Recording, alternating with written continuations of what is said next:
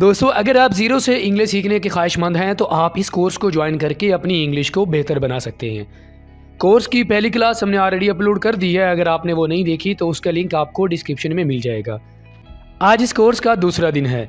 हमारे साथ यूं ही लगातार इंग्लिश सीखते रहने के लिए चैनल को सब्सक्राइब करें, और अगर आप चाहते हैं कि आपकी हम प्रैक्टिसेस चेक करें तो आप कमेंट्स या व्हाट्सएप पर अपनी जो प्रैक्टिसेस है वो हमें सेंड कर सकते हैं। हम वहाँ पर आपकी जो प्रैक्टिसेस हैं उनको चेक भी करेंगे। तो चलें दोस्तों, हमारे आज के लेसन का आगाज़ करते हैं। लेकिन उससे पहले आपको ये पता होना चाहिए कि हमने अपनी जो पिछली क्लास है उसमें क्या कुछ सीखा है। हमारे पिछले सबक का खुलासा कुछ यूँ था कि आपको हमने ये बताया था कि आपने इस वर्ड को याद रखना है, बी। अगर आप इस वर्ड को याद रख लेते हैं तो आपके लिए इस कोर्स को समझना और मज़ीद जो क्लासेस हैं उनको समझना आपके लिए आसान हो जाएगा। बी यहाँ पर हमारे लिए एक तरह का दरख्त है जिससे ये पांचों शाखें निकल रही हैं। इज़, एम, आर, वाज, वर। पिछली क्लास में हमने आपको इस, एम, आर, ये तीनों जो हेल्पिंग वर्ब्स हैं, ये जो वर्ड्स हैं, हमने आपको सिखाए थे कि आप इनको अपनी डेली रूटीन में किस तरह इस्तेमाल कर सकते हैं। आज की क्लास में हम आपको वाज और वर के बारे में सिखाएंगे। मज़ीद हमने आपको जो पिछली क्लास में पढ़ाया था वो इस, एम, आर के बारे में क्या कुछ पढ़ाया था वो ये है, आपके सामने है कि इज़ आपको बताता है कि किसी चीज़ के होने को या हालत को, जैसे कि दिस इज़ माई बुक, ये मेरी किताब है। ही इज़ ए डॉक्टर, वो एक डॉक्टर है। Asim is my friend, Asim मेरा दोस्त है। एम का माना होता है हूँ, यानी जब आप अपने बारे में कोई बात करना चाहते हैं तो आप एम का इस्तेमाल करते हैं। I am a teacher, I am a girl, I am a student, मैं एक तालिब इल्म हूँ। आर का इस्तेमाल आप दो या दो से ज़्यादा लोगों के लिए इस्तेमाल करते हैं। ये भी किसी चीज़ के होने को या किसी चीज़ की हालत को बताता है, जैसे कि यू आर ए बॉय, तुम एक लड़के हो। वी आर स्टूडेंट्स, हम तालिब इल्म हैं। दे आर बैगर्स, वो फ़कीर है। दोस्तों, ये था पिछले हमारे सबक का खुलासा जो कि आपके लिए समझना बहुत ज़रूरी था। आज की क्लास में हम आपको जो बाकी दो शाखें हैं, वाज और वर, उसके बारे में सिखाएंगे कि आप वाज और वर को ग्रामर के लिहाज से किस तरह आप अपनी डेली रूटीन में इंग्लिश में बात करते हुए अगर आप इन दोनों वर्ड्स को यूज़ करके सेंटेंसेस बनाना चाहते हैं तो आप किस तरह इसको इस्तेमाल कर सकते हैं। सबसे पहले तो आपने एक चीज़ अपने माइंड में रखनी है, वाज का माना क्या होता है और वर का माना क्या होता है वो हम आपको आगे बताएंगे। लेकिन उससे पहले ये दो एग्जाम्पल्स अपने माइंड में रखें। अब आम तौर पर ये जो एग्जाम्पल्स हैं वो हम यूज़ कर रहे होते हैं। इट वॉज़ रेनिंग, बारिश हो रही थी। पास्ट में बात कर रहे हैं ना, माजी में हम बात कर रहे होते हैं इस तरह। वी वर स्टडीइंग, हम पढ़ रहे थे। ये दोनों एग्जाम्पल आपने अपने माइंड में रखनी है, क्योंकि जब आप इन दो एग्जाम्पल्स को अपने माइंड में रखेंगे तो आगे जो हम मज़ीद जो मिसालें बनाएंगे वो हम इससे रिलेटेड बनाएंगे। इट वॉज़ रेनिंग, बारिश हो रही थी। वी वर स्टडीइंग, हम पढ़ रहे थे। अब हम जान लेते हैं कि वाज का माना क्या होता है। ठीक है, सबसे पहले हम आपको वाज के बारे में बताएंगे, उसके बाद हम आपको बताएंगे कि वर्क को हम कैसे इस्तेमाल करेंगे। दोस्तों, अगर हम इसके माने की बात करें तो वाज का माना भी था होता है और वर्क का माना भी था होता है, लेकिन दोनों में थोड़ा सा डिफरेंस है, वो मैं आपको बाद में बताऊंगा। वाज और वर्क दोनों को हम पास्ट में इस्तेमाल करते हैं, यानी माजी में अगर आप किसी काम के बारे में बात करना चाहते हैं आप वाज का इस्तेमाल करेंगे। पिछली क्लास में हमने आपको बताया था कि अगर आप मौजूदा वक्त यानी प्रेजेंट इंडेफिनिट टेंस में बात करना चाहते हैं, प्रेजेंट कंटीन्यूअस टेंस में बात करना चाहते हैं तो आप इज़ एम आर का इस्तेमाल करते हैं। लेकिन अगर आप पास्ट यानी माजी में, पास्ट का माना क्या होता है, माजी यानी ऐसा काम जो आप कर चुके हों, आप किसी उस काम के बारे में बात करना चाहते हैं तो आप वाज का इस्तेमाल करते हैं। ठीक है, वाज का माना क्या होता है, था। जैसे कि अगर हम मौजूदा वक्त में बात करना चाहते हैं तो हम कहते हैं या है, तो वाज का माना क्या हो गया, था। सबसे जो इम्पोर्टेंट चीज़ आपने समझनी है कि वाज को आप कौन से ऐसे सब्जेक्ट्स हैं जिनके साथ आप इसको इस्तेमाल करेंगे। हम वाज को सिंगुलर पर्सन के साथ इस्तेमाल करेंगे। सिंगुलर पर्सन से मुराद क्या है, यानी थर्ड पर्सन। जब आप थर्ड पर्सन की बात करेंगे तो आप क्या यूज़ करेंगे, आप वाज के साथ सिर्फ थर्ड पर्सन का इस्तेमाल करेंगे। थर्ड पर्सन हमारे पास कौन कौन से हैं, इट, शी, आई, ही। तो ये चारों सब्जेक्ट्स हैं, आप इनके साथ आप वाज का इस्तेमाल करेंगे। ठीक है दोस्तों, अब यहाँ पर आप कंफ्यूज हो सकते हैं कि आई के साथ आप वाज, ये थर्ड पर्सन कैसे है। दोस्तों, आप जब आप कंडीशनल सेंटेंसेस बना रहे होते हैं, ठीक है, उस वक्त भी हम आई के साथ वाज का इस्तेमाल कर सकते हैं। और वैसे भी जब हम पास्ट में किसी अपने बारे में बात करना चाहते हैं तब भी हम आई का इस्तेमाल कर सकते हैं। ये थर्ड पर्सन नहीं है, ये जब आप अपने बारे में बात करना चाहते हैं तब आप आई के साथ आप वाज का इस्तेमाल करेंगे। ठीक है। माजी में किसी भी काम के बारे में बताना हो या आपने किसी चीज़ के बारे में बताना हो तो आप वाज का इस्तेमाल करेंगे। अब ज़रा कुछ मिसालें देख लेते हैं ताकि मज़ीद हम इसको समझ सकें कि वाज का इस्तेमाल कैसे हम पास्ट में कर सकते हैं। वो एक डॉक्टर थी, शी वॉज ए डॉक्टर। वो बीमार था, ही वॉज इल। दिन अच्छा था, आमतौर पर आप बताते हैं ना कि दिन अच्छा था, आप कहते हैं it was a nice day. ये हमारे पास ये भी सब्जेक्ट है, लेकिन आप इसको इस्तेमाल करते हैं जब आप गैर जानदार चीज़ों के बारे में बात करना चाह रहे होते हैं। ठीक है। आई वॉज बिजी, मैं मसरूफ़ था। ही वॉज ए कुक, वो बावर्ची था। ही वॉज हैप्पी, वो खुश था। ये तो सिंपल पास्ट है जब आप सिंपली किसी चीज़ के बारे में बात करना चाहते हैं। लेकिन अगर आप किसी काम के जारी होने के बारे में बात करना चाहते हैं, दोस्तों यहाँ पर हमने सिंपल पास्ट की बात की है, लेकिन अगर आप वाज को इस्तेमाल करके किसी ऐसे काम के बारे में बात करना चाहते हैं जो कि माजी में जारी था, क्योंकि काम तीन तरह के होते हैं दोस्तों।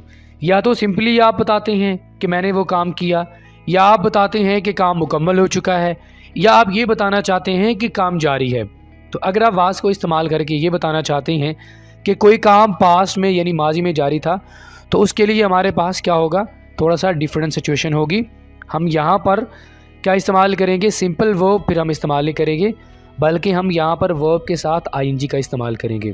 दोस्तों मैं आपको पहले भी बता चुका हूँ कि जब भी आपने किसी जारी काम को, यानी ऐसा काम जो जारी है या जारी था, ठीक है, उसके बारे में बात करनी है तो आप आईएनजी का इस्तेमाल करेंगे।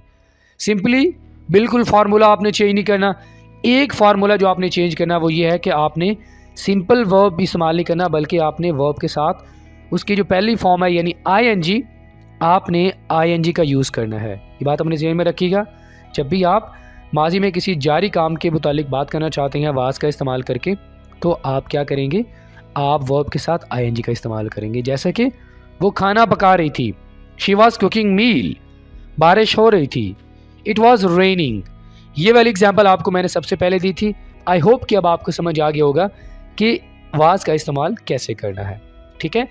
ही वॉज ट्रैवलिंग टू लाहौर, वो लाहौर सफ़र कर रहा था। वो दरवाज़ा खटखटा रही थी, she was knocking at the door. वो अली की मदद कर रहा था, ही वॉज हेल्पिंग अली। अंधेरा हो रहा था, इट वॉज गेटिंग डार्क। दोस्तों मुझे उम्मीद है कि अब आपको वाज के बारे में कोई कन्फ्यूजन नहीं होगी कि हमने वाज को किसके साथ इस्तेमाल करना है, वाज के साथ हमने कौन से सब्जेक्ट इस्तेमाल करने हैं, इट, शी, आई और ही। ठीक है, ये चारों सब्जेक्ट्स हैं जिनको आप यूज़ करेंगे वाज के साथ। अब हम ज़रा बात कर लेते हैं वर्क की कि वर्क का माना क्या होता है और वर्क को आप किस तरह पास्ट में अगर हम बात करना चाहते हैं किसी काम के बारे में तो कैसे हम इसको इस्तेमाल कर सकते हैं। दोस्तों चूँकि मैंने आपको ये बात पहले बता दी है कि वाज और वर्क में इतने ज़्यादा डिफरेंस नहीं है इसके माना में। वाज का माना था और वर्क का माना थे। इनमें जो डिफरेंस है वो ये है कि वाज को आप इस्तेमाल करते हो सिंगुलर यानी एक शख्स के बारे में बात करने के लिए, लेकिन वर्क का इस्तेमाल आप दो या दो से ज़्यादा लोगों के बारे में बात करने के लिए इसको इस्तेमाल करेंगे। ठीक है, दो या दो से ज़्यादा हो तो आप वर्क का इस्तेमाल करेंगे। आप इसे एक शख्स के लिए इस्तेमाल करेंगे, लेकिन वो तब जब आप कोई कंडीशनल सेंटेंसेस की बात कर रहे होंगे, जब आप कोई शर्तिया जुमला बना रहे होंगे, तब आप वर्क का इस्तेमाल करेंगे आई के साथ। इसके अलावा आप वर्क का इस्तेमाल सिंगुलर यानी एक शख्स के लिए आप इसका इस्तेमाल नहीं करेंगे। इसलिए हमारे पास जो सब्जेक्ट हैं वो है प्लूरल पर्सन, यानी जब आप दो या दो से ज़्यादा लोगों के बारे में बात कर रहे होते हैं तो आप वर्क का इस्तेमाल करेंगे। इसलिए हमारे पास जो सब्जेक्ट हैं वो है यू, वी और दे का इस्तेमाल कब होता है, दे वो सब्जेक्ट है जब आप दो या दो से ज़्यादा लोगों के बारे में बात करेंगे। वी हम, यू तुम। यू के बारे में मैं आपको प्रीवियस लेक्चर में बता चुका हूँ कि यू आप फर्स्ट एक शख्स के लिए भी इस्तेमाल कर सकते हैं और आप दो या दो से ज़्यादा लोगों के लिए भी इस्तेमाल कर सकती हैं। जैसा कि टीचर क्लास में एंटर होता है तो वो कहता है हाउ आर यू। ठीक है, मतलब वो पूरी की पूरी जो क्लास है वो उसको उससे पूछ रहा होता है कि तुम सब लोग कैसे हो। तो यू का इस्तेमाल इसमें आपने कंफ्यूज नहीं होना, आप इसको एक शख्स के लिए भी इस्तेमाल कर सकते हैं और एक से ज़्यादा के लिए भी इस्तेमाल कर सकते हैं। ठीक है, अब बात कर लेते हैं जी इसको हम किस काम के लिए इस्तेमाल करते हैं। माजी में किसी काम या चीज़ के होने के बारे में अगर आप बात करना चाहते हैं तो आप वर का इस्तेमाल करते हैं। इसमें कोई रॉकेट साइंस नहीं है, बिल्कुल बहुत ईजी है। जिस तरह वाज का इस्तेमाल करते हैं उसी तरह आप वर का इस्तेमाल करते हैं। फ़र्क दोनों में ये है कि वाज का इस्तेमाल आप सिंगुलर सब्जेक्ट के साथ करते हैं, ठीक है, और वर का इस्तेमाल आप प्लूरल जो सब्जेक्ट्स है उसके साथ करते हैं। अब ज़रा थोड़ी सी मिसालें देख लेते हैं ताकि हम बेहतर समझ सकें। वो बहुत मेहनती थे, they were very hard working, they were very hard working. आप पढ़ाई में मसरूफ़ थे, you are busy in studies. इस तरह के फ़िक्रात हम आमतौर पर इस्तेमाल करते हैं, ठीक है। हम आपको देखकर खुश थे, we were happy to see you. आप शादी पर थे, you were at the wedding. वो सब किसान थे, दे वर ऑल फार्मर्स। हम छत पर थे, we were on the roof. दोस्तों ये तो बहुत ही सिंपल सी चीज़ें हैं जिसके बारे में हम बात कर रहे हैं, यानी किसी चीज़ के होने के बारे में बात कर रहे हो या किसी काम के बारे में बात कर रहे हो सिंपली, ठीक है, तब हम वर का इस्तेमाल ऐसे करेंगे। लेकिन फिर वही बात आ गई है कि अगर हमने किसी ऐसे काम के बारे में बात करनी है दोस्तों जो कि जारी होगा पास्ट में, ठीक है, क्योंकि वाज और वर का इस्तेमाल हम पास्ट में यानी माजी में करते हैं दो तरह के कामों के लिए। एक तो सिंपल काम जो ये वाले आपके सामने मैंने आपको बता दिए, हम इस तरह की एग्जांपल जो मिसालें हैं उसके लिए भी वाज और वर का इस्तेमाल करते हैं। और ऐसे काम जो जारी हों अगर आप उनके बारे में बात करना चाहते हैं तब भी हम वाज और वर का इस्तेमाल करते हैं। अब ज़रा हम बात कर लेते हैं कुछ ऐसे माजी के काम जब वो जारी हों, ठीक है, तो उस वक्त हम वर का इस्तेमाल कैसे करेंगे ये भी हम सीख लेते हैं, क्योंकि इसे हम आम तौर पर इस्तेमाल कर रहे होते हैं। फार्मूला भी वही रहेगा, हम इसके साथ जो सब्जेक्ट्स हैं वो बिल्कुल वही रहेंगे, यू वी दे। ये चीज़ आपने अपने माइंड में रखनी है। इसके साथ हम कोई सिंगुलर सब्जेक्ट यानी आई, शी, इट, ही इस्तेमाल नहीं करेंगे, बल्कि हम यू वी दे ये जो प्लूरल सब्जेक्ट्स हैं हम इसके साथ ये इस्तेमाल करेंगे, ठीक है। तो अगर आप माजी में किसी जारी काम के बारे में बताना चाहते हैं तो आप वर का इस्तेमाल कैसे करेंगे, जैसा कि वो खाना खा रहे थे, दे वर ईटिंग मील। वो खाना खा रहे थे, मतलब यहाँ पर हमारे पास क्या आ गया है, दो से ज़्यादा है, दो भी हो सकते हैं, दो से ज़्यादा भी हो सकते हैं, तो लिहाजा हमने यहाँ पर क्या इस्तेमाल किया, दे इस्तेमाल किया। और दे के साथ हमने वर का इस्तेमाल किया। अगर हम यहाँ पर वाज का यूज़ करेंगे तो ये सेंटेंस गलत हो जाएगा, ठीक है, क्योंकि आप दो या दो से ज़्यादा लोगों के बारे में बात कर रहे हैं। तो जब हम दो या दो से ज़्यादा लोगों के बारे में बात करते हैं तो हम वर का इस्तेमाल करते हैं और दे का इस्तेमाल करेंगे, ठीक है। इसी तरह हम तालाब में तैर रहे थे, we were swimming in the pool, we were swimming in the pool. अब यहाँ पर देखो वही बात जो आपको मैंने बताई थी दोस्तों, ING। जब भी आप किसी ऐसे काम के बारे में बात करना चाहते हैं जो जारी हो या जारी था, माजी में हो, फ्यूचर में हो या प्रेजेंट टाइम में हो, तो ये चीज़ आपने अपने माइंड में रखनी है कि उसके साथ आप ING का जो है ING आप यूज़ करेंगे उस वर्ब के साथ अगर आप किसी जारी काम के बारे में बात करना चाहते हैं, ठीक है। तुम फ़ोन पर बात कर रहे थे, you are talking on the phone. Talking के साथ हमने ING लगा दिया। अब यहाँ पर हमने वर का इस्तेमाल क्यों किया, यू। तो जब आप किसी एक शख्स के बारे में बात करना चाहते हैं, यू यानी आप आगे वाले शख्स को बताना चाहते हैं कि भाई तुम तो मसरूफ़, तुम काम कर रहे थे, यू वर स्टडीइंग, तुम पढ़ रहे थे, तुम सफ़र कर रहे थे, यू वर ट्रैवलिंग। तो आपने यू वाज नहीं कहना, यहाँ पर आपने अगर वाज लगा दिया तो दोस्तों आपका जो सेंटेंस है वो गलत हो जाएगा। यू के साथ हमने वर का इस्तेमाल करना है, वाज का इस्तेमाल हमने कभी भी नहीं करना, ठीक है। You were talking on the phone, वो झगड़ा कर रहे थे, they were fighting, they were fighting, they was fighting नहीं होगा, ठीक है, ING लगा दिया हमने यहाँ पर। हम नहा रहे थे, we were taking shower, we were taking shower भी कह सकते हैं, वी वर शॉवरिंग भी कह सकते हैं, दोनों में से कोई भी फिक्र आप बना सकते हैं। वी दो या दो से ज़्यादा, तो यहाँ पर हमने वर का इस्तेमाल करना है। आप काम कर रहे थे, you are working, you were working. अगर यहाँ पर आप ये कहना चाहते हैं यू ऑल वर वर्किंग या यू वर ऑल वर्किंग, तो यहाँ पर आप ऑल भी लगा सकते हैं अगर आप ज़्यादा लोगों के बारे में बात करना चाहते हैं। लेकिन अगर आप सिर्फ एक शख्स के बारे में बात करना चाहते हो जो आपके सामने हो, ठीक है, यू तुम जिसका माना होता है तुम, तो आप ऐसे सिंपली यू वर कह सकते हैं, जैसा कि you were studying, you were playing, you were talking, you were sleeping. आप यू वाज नहीं कहेंगे, अगर आप वाज कहेंगे तो आपका सेंटेंस गलत हो जाएगा। दोस्तों मुझे उम्मीद है कि आपको वाज और वर का इस्तेमाल समझ आ गया होगा। अब ज़रा आपको ये बता लेते हैं कि अगर आप मनफी फ़िक्रात बनाना चाहते हैं वाज और वर को इस्तेमाल करके तो आप कैसे बनाएंगे। सिंपल सी बात है, आपने वाज के बाद नॉट का इस्तेमाल कर देना है। ठीक है। वाज के बाद आपने नॉट का इस्तेमाल कर देना है, क्योंकि नॉट का माना क्या होता है, नहीं। तो सिंपली हमारे पास ये मनफी फ़िक्रात बन जाएंगे। जैसे कि he was not using mobile, वो मोबाइल यूज़ नहीं कर रहा था।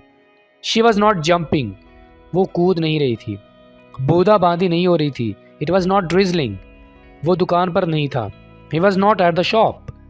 ठीक है, ये देखो हम सिंपली जो सेंटेंस है वो भी बना रहे हैं, किसी काम के होने के बारे में बात कर रहे हैं, या अगर आप किसी जारी काम के बारे में बताना चाहते हैं तो आप यहाँ पर नॉट का इस्तेमाल करेंगे। यहाँ पर भी हम नॉट का इस्तेमाल कर रहे हैं। She was not in the classroom, वो क्लासरूम में नहीं थी।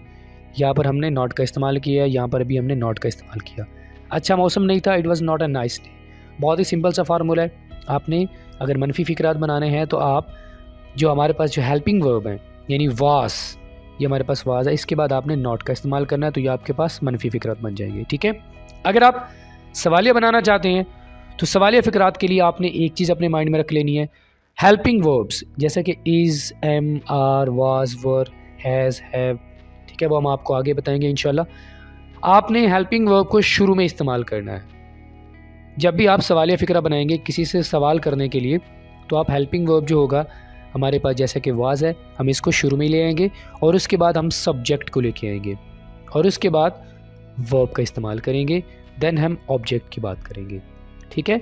सवालिया बनाने के लिए क्या करेंगे, आप जो हेल्पिंग वर्ब होगा उसको हम शुरू में ले आएंगे, उसके बाद हम सब्जेक्ट को ले आएंगे, उसके बाद हम वर्ब को ले आएंगे। जैसे कि क्या वो मोबाइल यूज़ कर रहा था, was he using the mobile, क्या वो कूद रही थी, was she jumping, was it drizzling, क्या बूंदाबांदी हो रही थी, was he at the shop, क्या वो दुकान पर था। ठीक है, सिंपली हम फ़िक्रात बना रहे हैं तब भी हम वाज को शुरू में लेके आ रहे हैं, क्योंकि सवालिया बनाने के लिए जो हेल्पिंग वर्ब होता है उसे हम शुरू में लेके आते हैं। क्या वो क्लासरूम में थी, was she in the classroom, क्या मौसम अच्छा था, was it a nice day. तो मुझे उम्मीद है कि आपको ये समझ आ गया होगा। अब हम ज़रा ये देख लेते हैं कि अगर हम वर्ब को यूज़ करके मनफी फ़िक्रात बनाना चाहते हैं तो हम कैसे बनाएंगे। वही सेम फार्मूला आपने अप्लाई करना है। वाज के बाद नॉट का इस्तेमाल किया था आपने मनफी बनाने के लिए, इस तरह हम यहाँ पर वर्ब के बाद नॉट का इस्तेमाल करेंगे मनफी फ़िक्रात बनाने के लिए। इसमें कोई रॉकेट साइंस नहीं है, कोई ऐसी मुश्किल चीज़ नहीं है। आपने बस अपने माइंड में रखना है कि हमने मनफी फ़िक्रात बनाने हैं तो हमने नॉट का इस्तेमाल करना, और वो भी ये जो हमारे पास हेल्पिंग वर्ब है इसके बाद। वो बाज़ार में नहीं थे, they were not in the market, हम अच्छे खिलाड़ी नहीं थे, we were not good players, आप लाइब्रेरी में नहीं थे, you were not in the library, जैसा कि आप कमरे में नहीं थे, you were not in the room, you were not. Were हमारे पास हेल्पिंग वर्ब, नॉट हमने लगा दिया तो ये मनफी फ़िक्रा बन गया। वो मुल्तान का सफ़र नहीं कर रहे थे, they were not travelling to Multan. ठीक है, they were not. Same formula है, हमने वर्ब के बाद नॉट का इस्तेमाल करना है, चाहे हम सिंपली किसी काम के बारे में बात कर रहे हैं या हम किसी जारी काम के बारे में बात कर रहे हैं, तो हम क्या करेंगे, हम जो ये वर्ब है इससे पहले हम नॉट का इस्तेमाल करेंगे। हम गरीबों की मदद नहीं कर रहे थे, we were not helping poor people, तुम इम्तिहान नहीं दे रहे थे, you were not taking exams. ठीक है दोस्तों, ये सिंपल सा फार्मूला आपने अपने माइंड में रखना है। अब अगर हम सवालिया फ़िक्रात बनाना चाहते हैं तो वही फार्मूला आपने अपने माइंड में रखना है। क्या, आई होप कि आप समझ गए होंगे, अब आप खुद से भी फ़िक्रात को बना सकेंगे। ये हमारे पास हेल्पिंग वर्ब है दोस्तों। ठीक है, ये देखो, ये लाइन आप सारी देख लीजिए, हमारे पास हेल्पिंग वर्ब की है। सवालिया बनाने के लिए हमने इसको शुरू में लेके आना है, ये चीज़ आपने अपने माइंड में रखनी है। ये देखो, ये पूरा का पूरा हमारे पास ये लाइन है, ये आपने अपने माइंड में रखनी है, हमने इसको शुरू में लेके आना है।